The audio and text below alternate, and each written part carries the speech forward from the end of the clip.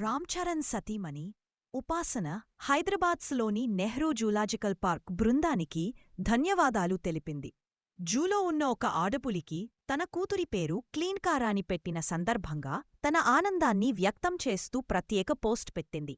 1 సంవత్సరం క్రితం అది కేవలం ఒక చిన్న పులిపిల్ల, కాని ఈరోజు అల్లరి చేసే ఆడపులిగా మారింది. నా కూతురు క్లీన్కార పేరునే ఈ పులికి పెట్టడం చాలా సంతోషంగా ఉంది. ఈ విధంగా ప్రేమాభిమానాలు చూపిన నెహ్రూ జూలాజికల్ పార్క్ బృందానికి ధన్యవాదాలు. జంతువులను సంరక్షించే ప్రయత్నాలను సైతం మద్దతు తెలుపుతుంటాం అని ఉపాసన రాసుకొచ్చింది.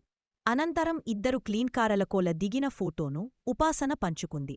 నెహ్రూ జూలాజికల్ పార్క్లో పులిపిల్లలను ఉపాసన కొణిదెల దత్తత తీసుకుంది. తన కుమార్తె క్లీన్కారతో కలిసి జూను సందర్శించిన ఆమె అక్కడ వివిధ జంతువుల ఎన్క్లోజర్లను వీక్షించారు. అనంతరం zoo park director doctor Sunil S హిరేమత్ను కలిసి పులిపిల్లలను దత్తత తీసుకుంటున్నట్లు తెలియజేశారు. వాటి పోషణకు అవసరమైన నిధులను చెక్కు రూపంలో జూపార్క్ డైరెక్టర్కు అందజేశారు.